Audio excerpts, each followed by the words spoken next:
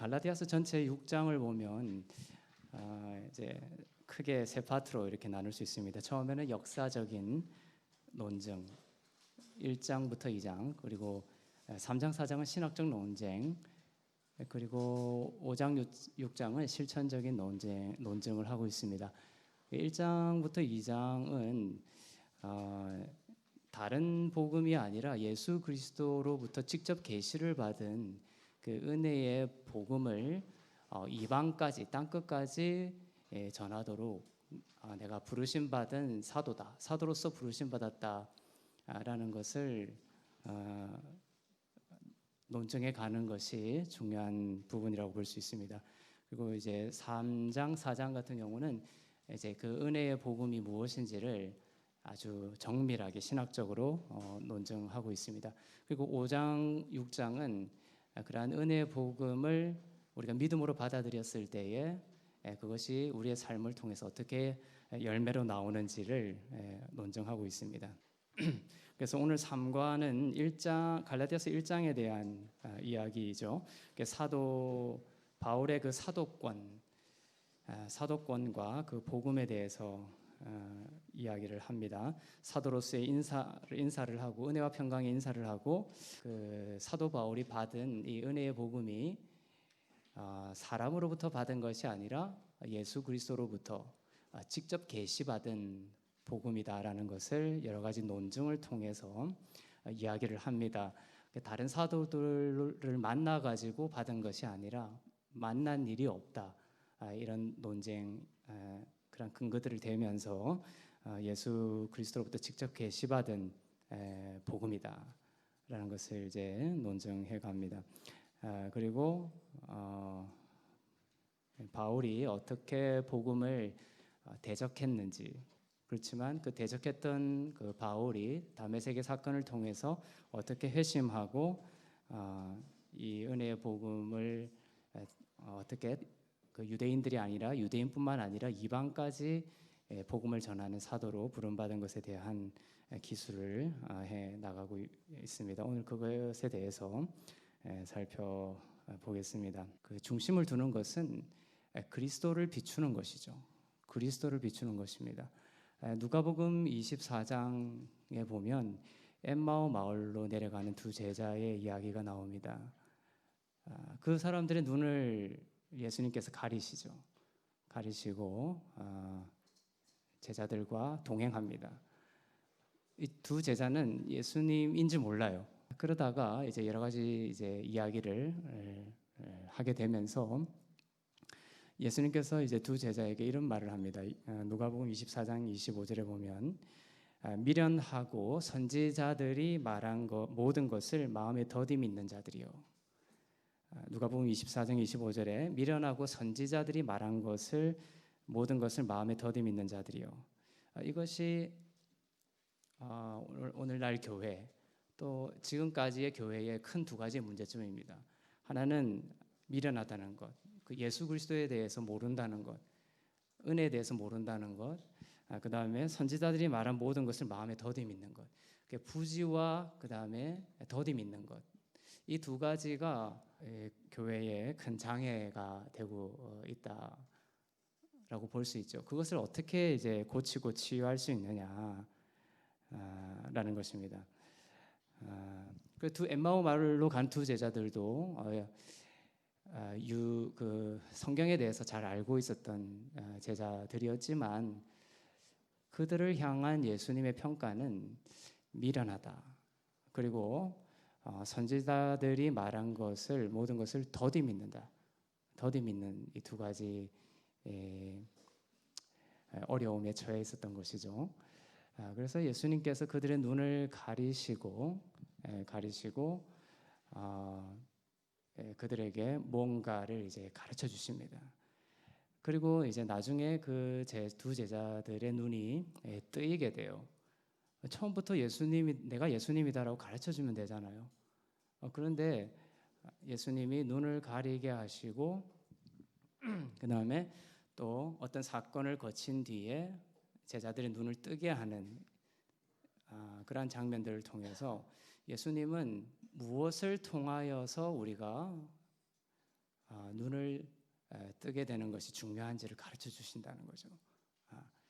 그래서 예수님께서 이 엠마오 마을로 가는 두 제자에게 어떤 중요한 것을 하시냐면은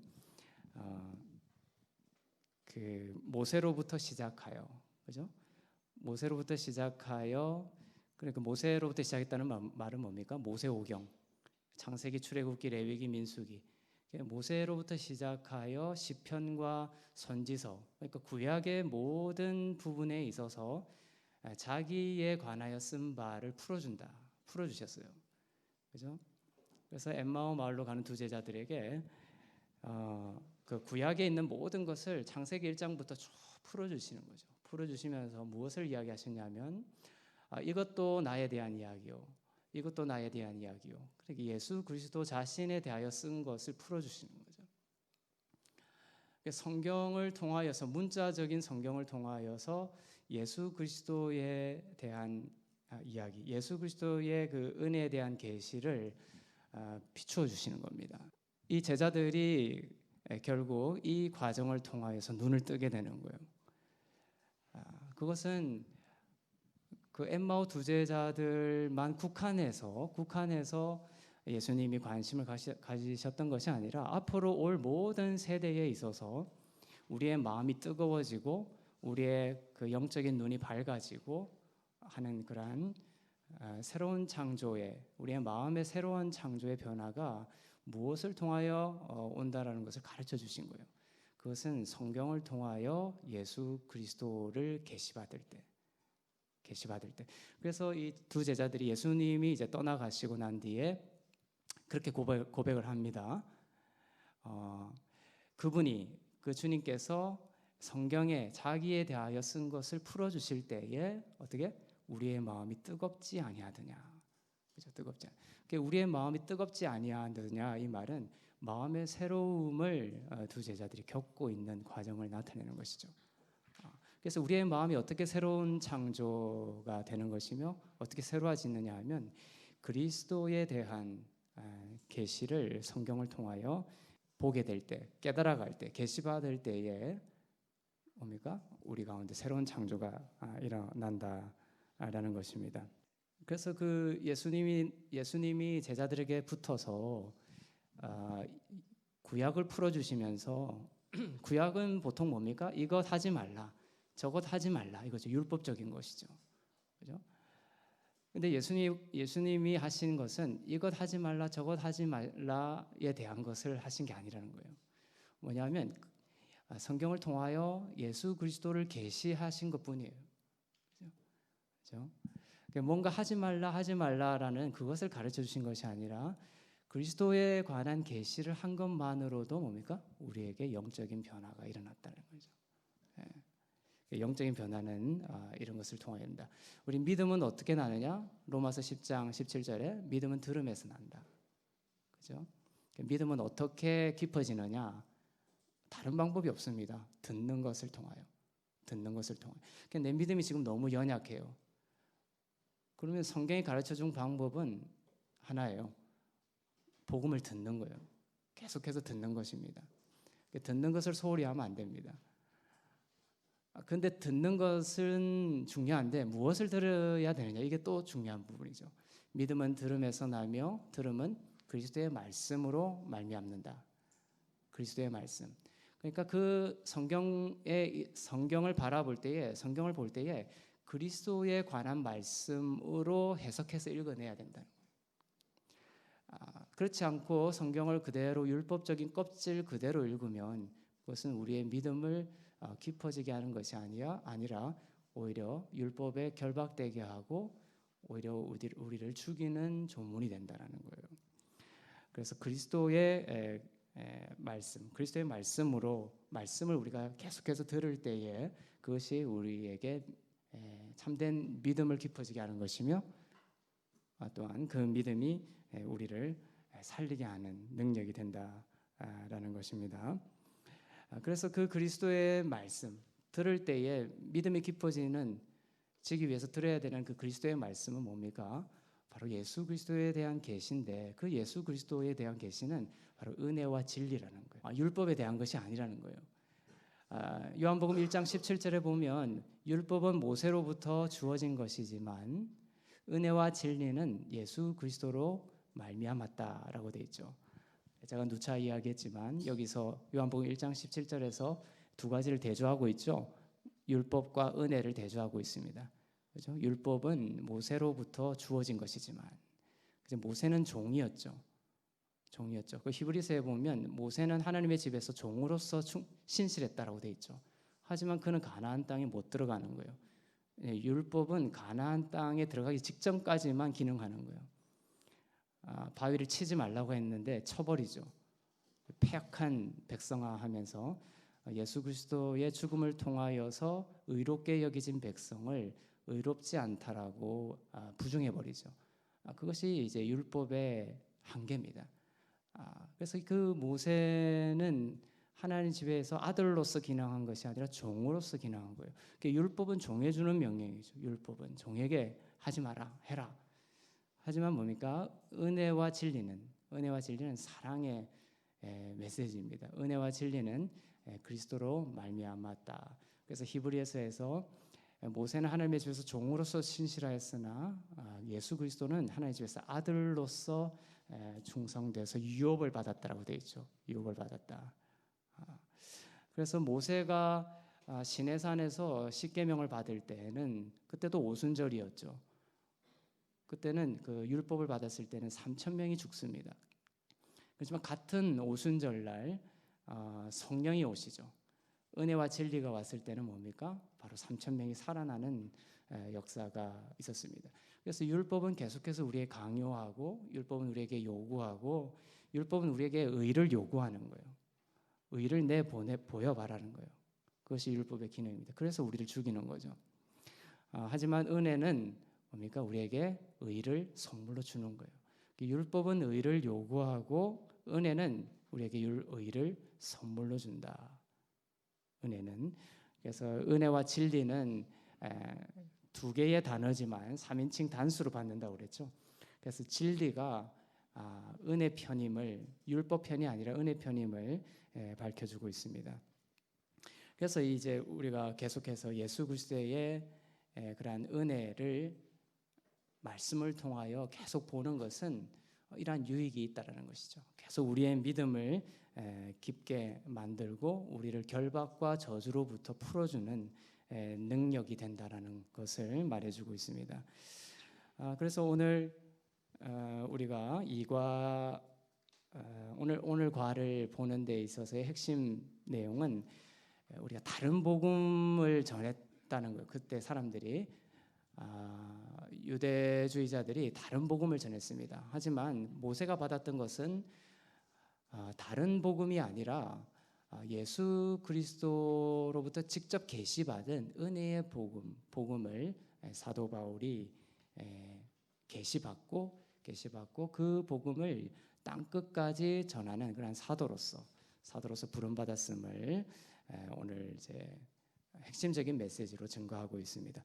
그래서 다른 복음과 은혜의 복음이 이렇게 대비되는 거예요. 다른 복음은 무엇이냐? 조금 있다가 우리가 살펴보겠지만 다른 복음은 은혜의 복음과 대비되는 것으로 보면 됩니다. 먼저 한번 볼까요? 갈라디아서 1장 6절을 보면 갈라디아서 1장 6절에 보면 그리스도의 은혜로 너희를 부르신 이를 이같이 속히 떠나 다른 복음을 따르는 것을 내가 이상하게 여기노라 이렇게 되어 있죠. 그리스도의 은혜로 너희를 부르신 이를 이같이 속히 떠나 다른 복음을 따르는 것을 내가 이상하게 생각한다. 바울이 너무너무 놀란 거죠. 그렇게 은혜의 복음을 전했는데 그들이 유대주의자들의 그런 미혹을 따라서 다른 복음을 쫓기 시작했다는 거예요. 그럼 다른 복음은 뭐냐? 오늘 6절에 나온 앞에 그리스도의 은혜로 너희를 부르시니 은혜에서 멀어지는 것, 은혜를 떠나는 것 이것이 바로 다른 복음의 실체입니다. 그렇죠? 율법을 추종하고 율법이 우리에게 의를 가져다 준다라고 생각하는 것 이런 것이 바로 다른 복음의 핵심이죠.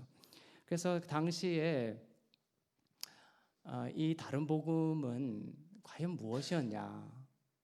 무엇이냐라는 것을 우리가 학자들이 규정을 하는데, 그 중에 이제 아주 크게 받아들여지고 그 다음에 가장 설득력 있는 것 중에 하나가 이 언약적 율법주의라는 거예요. 이 언약적 율법주의라고 들어보셨습니까? 처음 듣죠? 네. 언약적 율법주의. 이게 이제 뭐 용어가 좀 어려울 수 있지만 이제 교회 내에서도 이 언약적 율법주의를 따라서 많이 설교가 되어지고 합니다. 그것은 뭐냐 하면은 쉽게 말하면 이거는 그냥 또 율법주의의 한 종류라고 보면 되는데, 언약적 율법주의는 어떤 그 주제를 가지고 처음에 등장했냐면 바울에 대한 세 관점을 주장하는 세관점 학파, 바울에 대한 연구를 쭉 하는 사람들을 통하여 바울에 대한 새로운 관점, 바울에 대한 세관점이라는 그러한 학파가 등장하게 되었어요. 그래서 율법에 대한 새로운 관점을 제시했던 그러한 조류입니다.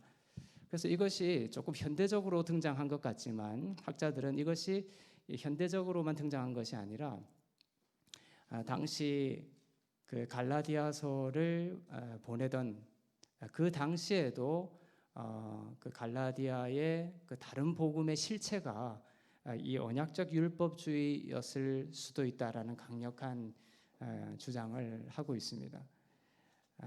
그래서 여기에는 많은 우리가 잘 알고 있는 학자들이 많이 들어가 있어요. 샌더스라든지 제임스, 그다음에 던이라든지 툼라이트 이런 분들도 책이 많이 팔렸죠, 우리나라에서. 한때 또 가장 앞장서서 세관점을 비판했던 우리가 잘 알고 있는 우리 교수님도 2013년 자신의 저서 칭의와 성화를 통해서 자신의 그 바울 신학이 세관점의 언약적 율법주의에 합류하였다라는 것을 보여주어서 그의 관점이 언약적 율법주의를 주장하는 학자로 편입하게 된 것입니다. 그래서 이 언약적 율법주의가 뭐냐 하면은 이들은 우리가 보통 우리가 하나님의 의를, 그 율법은 의를 우리에게 요구하죠. 하지만 은혜는 하나님의 의를 우리에게 선물로 주십니다.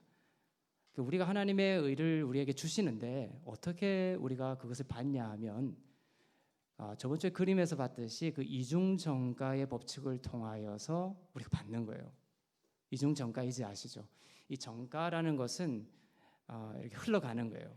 흘러가는 거. 이중정가라는 것은 내 것을, 나의 그 죄가 예수님께로 흘러가고 예수님의 완벽한 의가 나한테 흘러오고 이중적으로 일어나는 정가, 이것을 이중 정가라고 합니다. 그래서 우리의 모든 죄가 예수님께 흘러가고 예수님의 흠없는 그 의, 아름다운 의가 우리에게 흘러와서 우리가 의를 선물로 받게 된 거예요. 그래서 우리가 성도들이 받는 의는 우리가 율법을 지켜서 받는 의가 아니라 이 예수 그리스도의 의를 정가받는 의 말고는 다른 방법이 없다는 거예요. 이것이 은혜의 복음의 핵심 중의 핵심입니다. 그런데 이 언약적 율법주의를 주장하는 사람들은 말은 그 전적인 은혜의 언약이다. 은혜의 언약이다.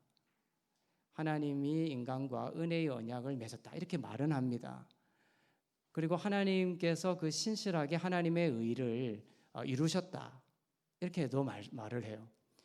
이렇게 보면 되게 비슷한 것 같은데 어디서부터 이게 크게 무섭게 갈라지냐면은 하나님이 신실하게 하나님의 의를 이루셨는데 우리도 신실하게 그 율법을 지켜서 하나님의 신실한 하나님의 의에 합당한 율법을 지켜야 된다는 거예요. 두 번째, 하나님의 의가 이 땅에서 그 이스라엘을 통하여 실현되었다고 보고 있으며 하나님 나라 백성으로서의 이스라엘 그 백성으로서의 정체성을 유지하는 것이 최종적 의의 완성이며 최종적 구원에 참여하는 것으로 보고 있다. 최종적 구원 이런 말을 쓰는 거예요. 그러니까 우리가 예수 믿고 예수를 믿었지만 그것이 최종적인 개념의 구원은 아니다 이렇게 주장하는 거예요. 우리가 율법을 하나님의 의에 신실한 의에 합당한 그러한 우리 측에서의 율법 지킴을 하나님께 계속 보여드려서 하나님이 정하신 때에 뭡니까? 우리의 최종적 그 구원, 우리가 최종적으로 그 율법을 잘 지키는 것에 머물러 있어야 우리의 구원이 최종적으로 정해진다. 이런 학파가 되는 것입니다. 그래서 언약적 신율주의에서 말하는 최종적 구원은 하나님께서 시작하신 의 안에 최종적으로 머물러야만 가능한 것이며 이것은 인간의 공로와 노력에 의해서 유지된다는 것으로서 신인 협력적, 하나님과 인간이 협력해서 구원을 이루는 그런 신인 협력적 구원관을 주장하는 것이에요. 좀 이해가 되십니까? 그래서 우리가 예수 믿었다고 해서 율법 안 지키면 안 된다 이것이 아니라 이분들은 율법을 계속해서 잘 지켜서 하나님께 최종적 구원을 우리가 그 율법 잘 지키는 것을 통하여 확증받아야 된다는 거예요. 이것이 율법주의와 뭐 다를 바가 없는 거죠, 사실은. 그래서 이들은 율법을 행위 언약이 배제된 전적인 은혜의 언약으로 보고 있지만 이들이 말하는 신인 협력적 구원관에서 율법은 인간의 공로에 귀속될 수밖에 없는 모순을 보여주고 있다.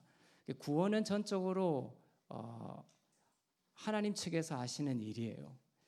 오직 은혜로 되는 것이며 인간이 그 구원에 기여할 수 있는 것은 아무도 없는 것입니다.